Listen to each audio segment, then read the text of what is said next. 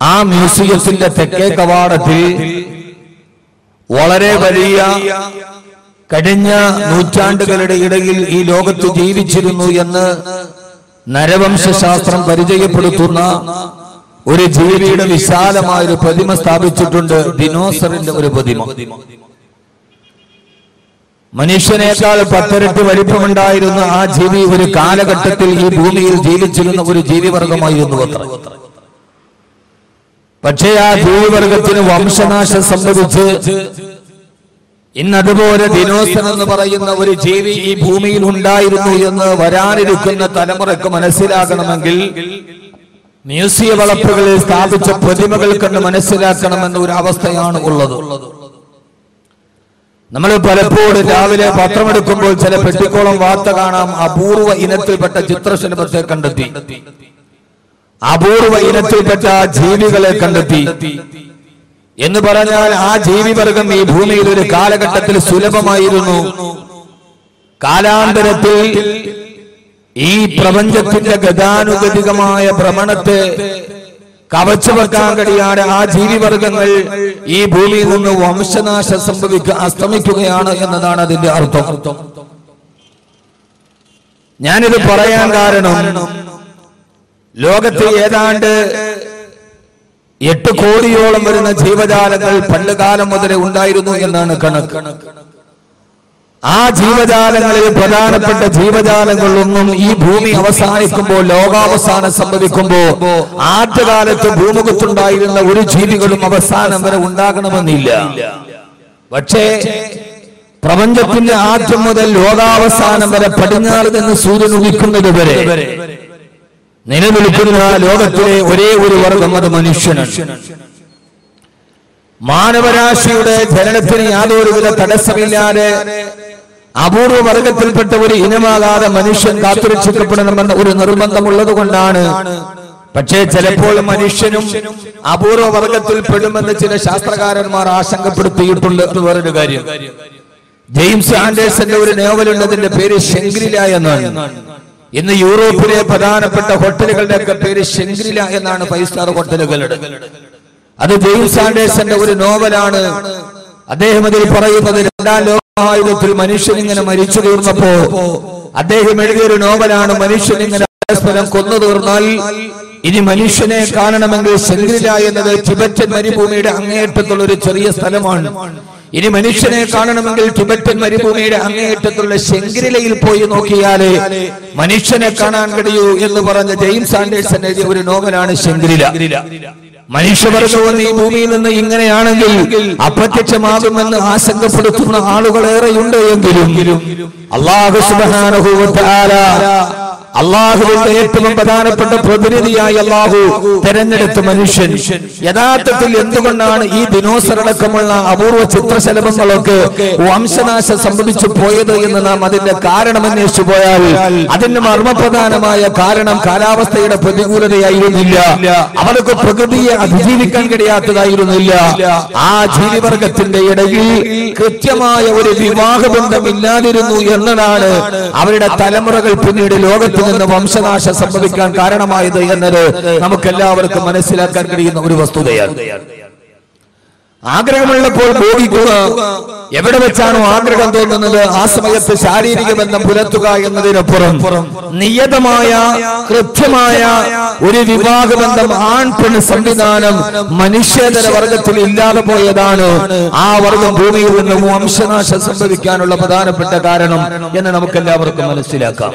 പക്ഷേ അല്ലാഹു സുബ്ഹാനഹു വ തആല വിവാഹം, കുടുംബം എന്ന ഒരു ബന്ധത്തെ അല്ലാഹു മനുഷ്യന് സംവിധാനിച്ചു കൊടുത്തത് അവന് വംശനാശം സംഭവിക്കാതിരിക്കാൻ മാത്രമല്ല, യഥാർത്ഥത്തിൽ വിവാഹം എന്ന ഒരു കർമ്മത്തെ കൃത്യമായ ഒരു പ്രായത്തിൽ കൃത്യമായ ഒരു സാഹചര്യത്തിൽ ഞാൻ ആമുഖങ്ങളൊന്നുമില്ലാതെ എന്റെ വിഷയത്തിലോട്ട് കടക്കുകയാണ്.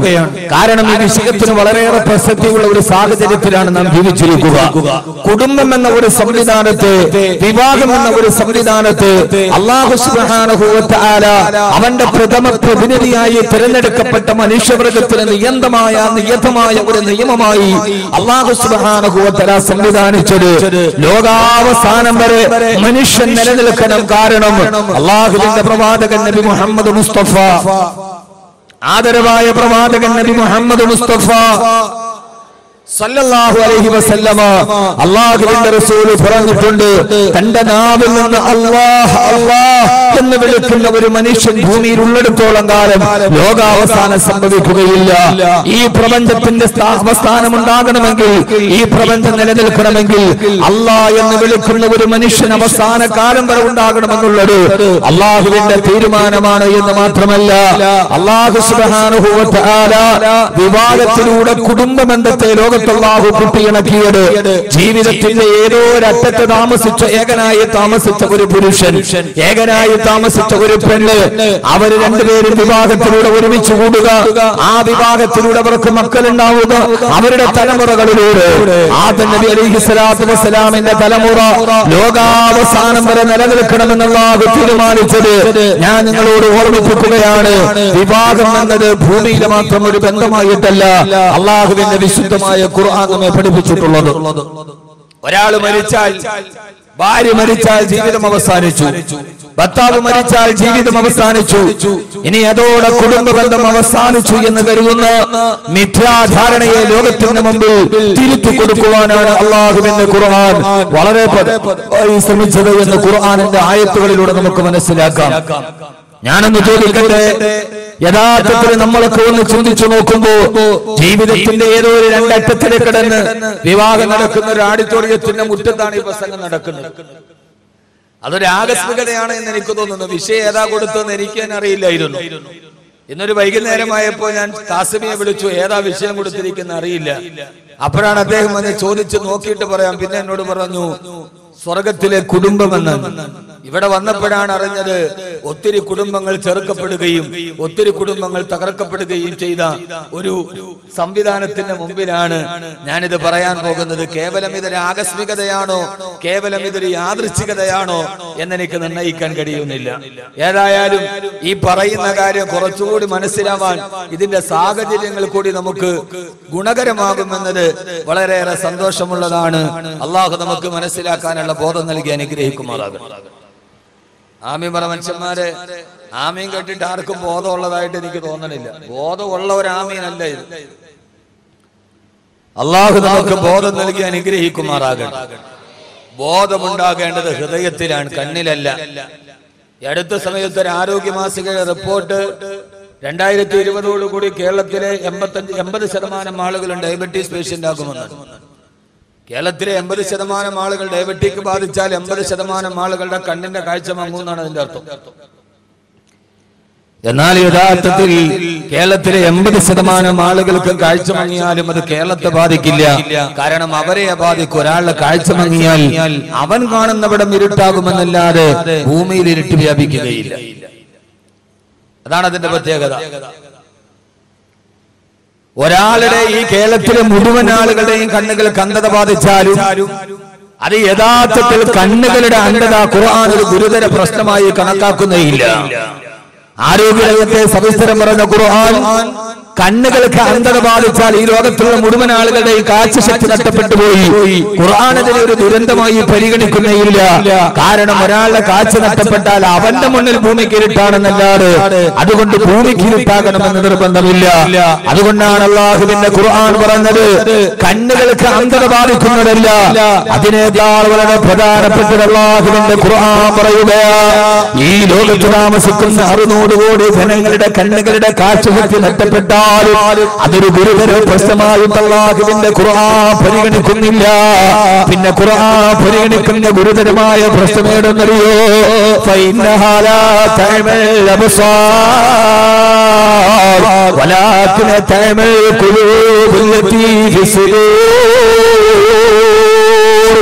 അല്ലാഹു പറയുകയാണ് ഫഇന്നഹാ ലാ തഅമൽ അബ്സാർ. അവരുടെ കണ്ണുകൾക്കെല്ലാം അന്ധത ബാധിച്ചു പോയത് ആരെക്കുറിച്ചാ ഖുർആൻ പറഞ്ഞതെന്നറിയോ? ഈ പറയുന്നത് നമ്മളെ പോലെ താടിയുള്ള തൊപ്പിയുള്ള നിസ്കാരത്തരമ്പുള്ള എന്നാൽ നിസ്സാരക്കാരായിരുന്നില്ല ആദരവായ പ്രവാചകൻ നബി മുഹമ്മദ് മുസ്തഫ സല്ലല്ലാഹു അലൈഹി വസല്ലമയുടെ മദീനത്തെ പള്ളിയിൽ പ്രവാചകൻ സല്ലല്ലാഹു അലൈഹി വസല്ലമ നിസ്കരിക്കാൻ വരുമ്പോ ആ നിസ്കാരത്തിന്റെ സഫുകൾ ശരിയാക്കിയിട്ടുണ്ട്. നിങ്ങൾ സഫുകൾ ശരിയാക്കണേ. യഖ്റുജു ഇലൈനാ റസൂലുള്ളാഹ്, അല്ലാഹുവിന്റെ റസൂൽ ഇമാമത്ത് നിർവഹിക്കാൻ വരുന്നുണ്ട് എന്ന് പറഞ്ഞ മദീനത്തെ പള്ളിയിലെ സഫുകളെ കൃത്യമായി ശരിയാക്കി വെച്ചു. ഹബീബായ നബി തങ്ങൾ ഇമാമത്തിന് വരുമ്പോ ആ വരവ് വിളിച്ചറിയിച്ചിരുന്ന താടിയുള്ള തലപ്പാവുള്ള നിസ്കാരത്തലമ്പുള്ള ഒരു വലിയ അടയാളമുള്ള മനുഷ്യരെ കുറിച്ച് അല്ലാഹു പറയുന്നത് അവരാരെന്നറിയോ? അവര് സ്വർഗത്തിലാണെന്നല്ല, അവര് നരകത്തിന്റെ അടിത്തട്ടിലേക്ക് നടന്നു പോകാനുള്ളവരാ.